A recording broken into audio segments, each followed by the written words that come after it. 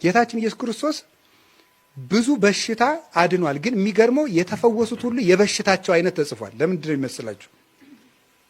ለምንድን ነው? ሁሉም አይነት በሽታ ከቤተ ክርስቲያን በታች ነው። ሁሉም አይነት ኃጢአት በቤተ ክርስቲያን ይሰራያል ነው። ያን ለማመልከት ነው። ሁሉም አይነት ኃጢአት ምንም ነገር ብትሰራ። ስለዚህ በቀኝ የተሰቀለውን ወንበዴ ዛሬ በገነት ትኖራለህ ብሎ ፈወሰው በምሕረቱ በደሙ። ስታመነዝር ተገኝታ በድንጋይ ልትወገር የመጣቸውን ሴት በሰላም ሂጂ ልጄ ብሎ ሰደዳል። ጎባጣውን ፈወሰው፣ ዲዳውን ፈወሰው፣ ወንበዴውን ፈወሰው፣ ክርስቶስ የሞተውን ፈወሰው።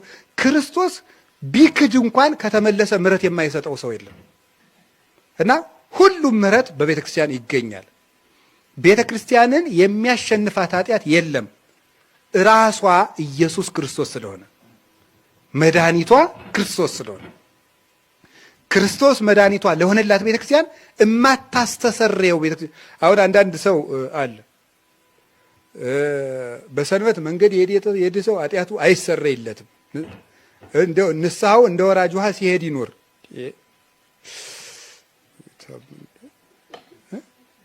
እንዴ ከባድ ሸክም አስረው ለሰው ያሸክማሉ፣ እነሱ በጣታቸው አይነኩትም አለ። እንዴ ነውር አይደለም እንዴ? ከጌታችን ከኢየሱስ ክርስቶስ ደም በላይ የሚሆን ኃጢአት የለም። ምንም ነገር ቢሆን በሱ ደም ይደመሰሳል። ምንም ኃጢአት ይፍታ ይድግ ያንጽህ ሆይ ቀድስ ምንድን ነው የሚለው? ቄሱ ንስሐ ሰጥቶ ሲጨርሰን ንስሐ ባንገባም አሁን በኋላ ራስ እንግዲህ በጸሎት ስንዘጋ ምንድን ነው የሚለን? በአማርኛ ልበለው ስንተረጉም ጌታችን መድኃኒታችን ኢየሱስ ክርስቶስ የካህናት አለቃ፣ አያችሁ፣ ይቅር ባይ፣ ለአባቶቻችን ለሐዋርያ ስልጣነ ክህነትን የሰጠ በከበረ ደሙ የዓለሙን ኃጢአት ይቅር ያለ፣ በማወቅ ባለማወቅ ከልጅነት እስከ እውቀት የሰራችሁትን ኃጢአት ይቅር ይበላችሁ ነው የሚለው። በምኑ ነው ይቅር የሚለን? በዚያ ደም ነው። ይሄንን ደም የሚያሸንፍ ኃጢአት የለም። ዝንቱ ውእቱ ደሜ ዘይትካው ለቤዛ ብዙሃን ወለስርየተ ኃጢአት፣ ለብዙዎች የኃጢአት ስርየት የሚፈሰው የሐዲስ ኪዳን ደሜ ይህ ነው ይላል። ለብዙዎች ያለው ለምንድን ነው? ምንም የኃጢአት ማህበር ቢኖር ከእግዚአብሔር ይቅርታ በታች ነው። ንስሐ እስከገባን ድረስ ማለት ነው። እና ቤተክርስቲያን የምህረት ቤት፣ ቤተክርስቲያን የምህረት ቤት ከሆነ ምህረት እንደምታገኙ እያሰባችሁ ኑ። አንዱ እኮ ነው አንድ ወጣት መነኩሴ ኃጢአት ሲሰራ ሂዶ ለሽማግሌው መነኩሴ ሲናዘዝ፣ ኃጢአት ሲሰራ ሂዶ ሲናዘዝ፣ ኃጢአት ሲሰራ ሂዶ ሲናዘዝ፣ መጨረሻ ላይ ምን አለው መሰላችሁ? አባቴ እስከ መቼ ነው ስወድቅ ስነሳ የምኖረው አሉ። እስክትሞት አሉ። ሞትን በንስሐ እስከምትቀድመው ድረስ ና ይዞህ አልሰለችህም አሉ። ምሕረት የሚሰጥ ማን ስለሆነ ነው?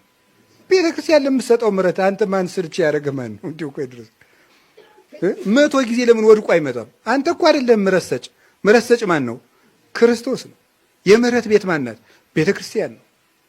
ካንተ ጎጆ ተወስዶ ለዚያ ሰውዬ የኃጢአት ይቅርታ የሚሰጥ ነገር የለ። ደሙን የከፈለለት አምላክ አለ። ይቅርታ የሚሰጥ እሱ ነው። እና ንስሐ አባትህ ይሰለቸኛል ምናምን ምናምን አትበሉ። ይሰልች ዝም ብላችሁ ሄዳችሁ ንገሩት። ማግኘት አልፈልግም፣ ኧረ በተመሳሳይ ኃጢአት ሁልጊዜ ማግኘት አልፈልግም ባይልም አሁን አንድ ምንድን ነው የሚያደርገው?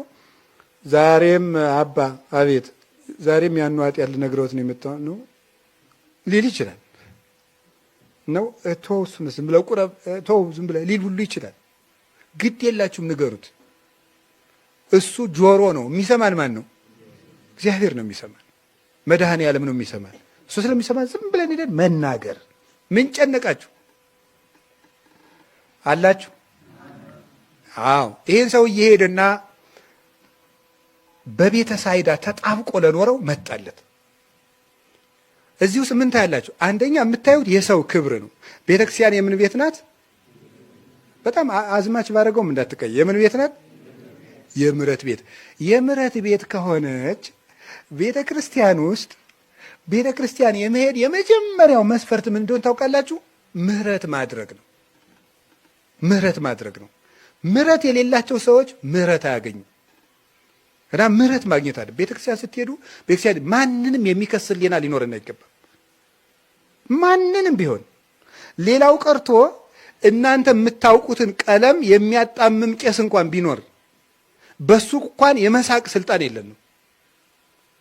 አንተ ሰው ይላል ቅዱስ ዮሐንስ አፈወርቅ፣ ገብቶ እኮ የሚጸልየው ለአንተ ኃጢአት ነው ይላል። ባያውቀውስ ቀለሙን ለአንተ ኃጢአት እየጸለየ አንተ ትስቅበታለህ ይላል። መቼስ ፍረድበት አይል። ቢያወላግደው ምን ይለው ማሮሙ ነው የሚል ማራቸው ነው የሚል ፍረድባቸው አይል። እንዲህ ለማንም ሰው ምሕረት ማድረግ አለብን። ለቄሱ፣ ለጳጳሱ፣ ለሌላውም ማለት ነው።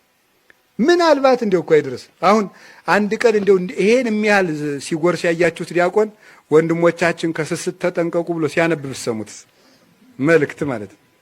ወይም 2 እንጀራ ከእናንተ ቤት የጨረሰ ቄስ ስስት አትሳሱ ሚል ቅዳሴ ላይ ሄዲያ ወገኛ መጀመሪያ ራስን አትሉ እያስቀደስን ሲሰክር ያያችሁት ቄስ ቢኖር የሆነ ነገር ሲያደርግ ሲቀድ ምሕረት እግዚአብሔር እኛን ምሕረት ሊያደርግልን ሂደን እኛ በሰው ፈርደን ወገኛ እኛን ከመምከር በፊት ራሱን ባስተካከለ ብለን በሰው ፈርደን ፍርዳችንን ተከናነን ቤታችን እንዲሁ እኮ ይገርም። ደግሞ እዚህ ሄደን እንኳን እንዳይመረን እዚያም መፍረድ እንዲሁ እኮ ናት። የክርስቶስን የፍርድ ስልጣን ቀምተን ነው እኮ የምንፈርደው። የመፍረድ ስልጣን የመድኃኔዓለም አይደለም እንዴ ነው። ያችን በዝሙት ተከሳ የመጣችውን ሴት ምን ይዛችኋት? ከየት አገኛችኋት? በዝሙት ስትበድል አግኝተናት ነው። ሙሴ ትወገር ብሏል፣ አንተ ምን ትላለህ አሉት። ኃጢአት የሌለበት ከእናንተ መካከል ይውገራት አላቸው። ሲላቸው ኃጢአታቸው ከየራሳቸው ግንባር ላይ ተጻፈባቸው። ሁሉም ወጥተው ሄዱ። ኢየሱስ ክርስቶስ ጌታ ኢየሱስ ብቻ ቀረ ይላል ወንጌሉ። ደስ ነው የሚለኝ እኔ። ማን ብቻ ቀረ? ምን ማለት ነው? ንጹህ ማን ብቻ ነው? እሱ ብቻ ነው። ሁሉም ሰው ከሱ እቅፍ ውጭ ነው። ስለ እመቤታችን አላወጋውም። ሌላ ነገር ነው፣ ነገረ ማርያም ነው። እሷ ከኛ ቁጥር አገባብ እያወራው ያለው ስለኛ ነው። እሱ ንጹህ ነው። ኋላ ቀና አለና ምን እንዳላት ታውቃላችሁ? የሚፈርዱብሽ የት ናቸው አላቸው። ምን እንደሆነ ታውቃላችሁ? አንቺስ እንደው ስለ እነሱ ምን ታያለሽ ነው ጥያቄው። አልቦ ዘእሬ ያለችው እኔ ስለ እነሱ ኃጢአት አላውቅም ማለቷ ነው። እንግዲያም አንቺ ካልፈረድሽ ደግሞ እትዊ በሰላም እኔም አልፈርድብሽም፣ በሰላም ይቻላል።